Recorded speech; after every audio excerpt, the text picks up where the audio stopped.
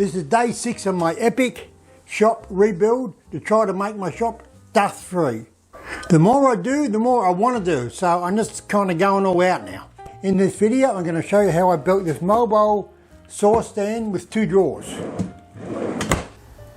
Great cartoon, the guys. It's for the dado head saw, so I can wheel it in and out so I can get behind it, but that's where one of the dust extractions is going to go. I've also made a great start on the miter saw station upbuild, but I'm waiting on blast gates from Amazon and for the plywood shop to open so I can buy the plywood. This is the epic miter station upbuild, and I've battened out all the walls to take the plywood. In the meantime, I'm trying to get rid of everything in the shop that I don't need and put it out under the carport, out of the way. So I've got a clear run at cleaning the shop. This is all the shed stuff that I put on tables under the carport. And now it's starting to rain. All underneath the carport. Lucky it's out of the weather. So come on a journey, built this cart to hold my dado head saw. Time to start the second part of this shed update. The first thing we have to do is to put wheels on the saw that holds the dado head. But I've decided I'm not going to use this base because it's just too wide. I'm going to make a base similar to the base that I made for the portable saw. And it'll be easier to move around then. This is the portable saw, and you see the base I put on it, 2 drawers. It's on wheels. So it's very easy just to slide around the shop and put it wherever you want. So it'll be easier to get that saw out of there so I can clean behind it. But that's where the dust extraction is going to go, and I need to empty the bin. I found some birch ply for the cart, but it's painted. After I saw it, I'll put it through the sander and it should stand up alright. Use all the old scraps of ply you can, but plywood is so damn expensive nowadays. Really expensive. We'll cut the sides of the cart to size and then we'll put them through the sander. Okay, just straightening an edge now and the ply with my sliding table saw. Great machine. And ripping it to width.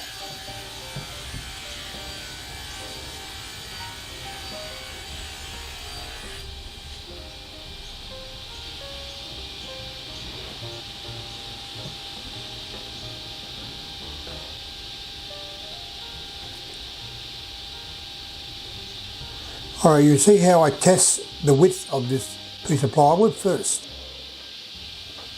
before I cut an edge. But I want to know how wide it is so I don't cut too much off it.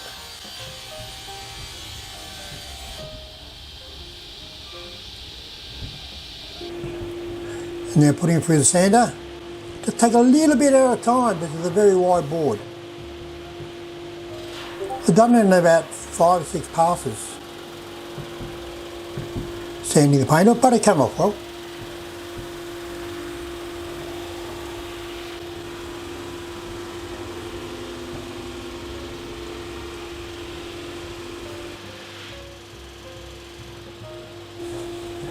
There it goes.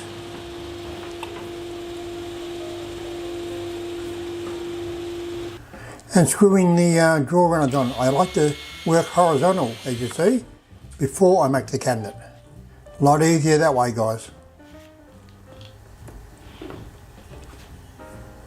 And just putting the cabinet together now with a bit of glue and pinning it together.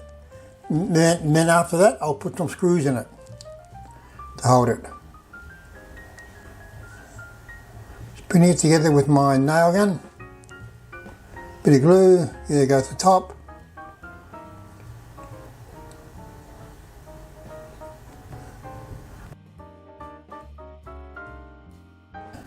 All done. Now cutting the drawer sides to about 120, I think I cut them at.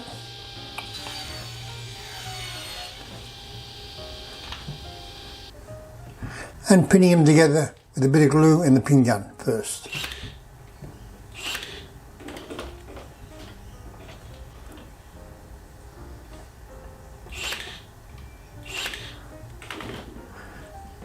And testing it in the hole and make sure it's right before I screw it. And putting 1 screw in the centre.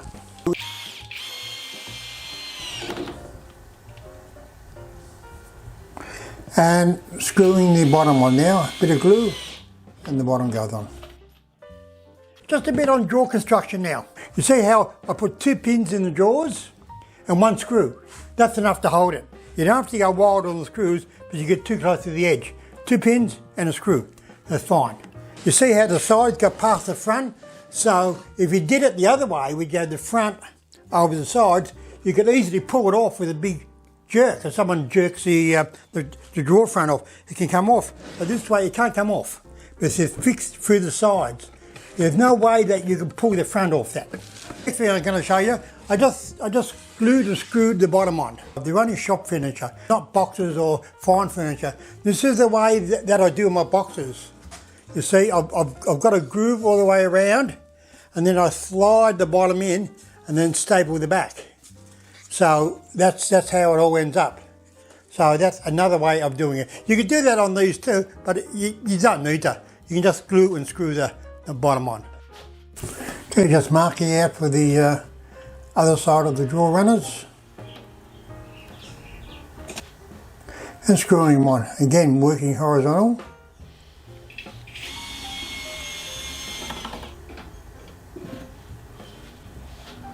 And putting them in the hole.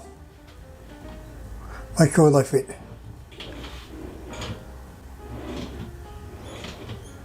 Thumbs up. Screwing on the casters now. They're rubber casters that I use.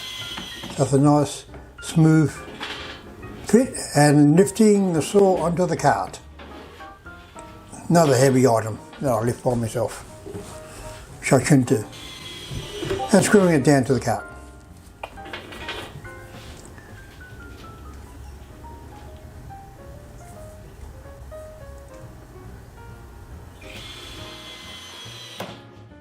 The mobile stand for the dado head saw moves really easily, which is great, so I can get behind to clean up when necessary. But you see the mess behind there. Look at that, guys. It's a mess and a half. It was shocking, wasn't it? But I couldn't move this bloody thing. Anyway, one job done, guys. The carts had 2 coats of polyurethane on it, so any sawdust sits on it will slide off. When you got raw plywood, the sawdust seems to just stick around the fibres of the wood. So this has had two coats of polyurethane, and this is a much better setup than the big stand that I got next to me here. Look at that, guys, all finished. Come on, great. So join me again in the next video. We'll be working on the miter wall again when my blast gates and the plywood come.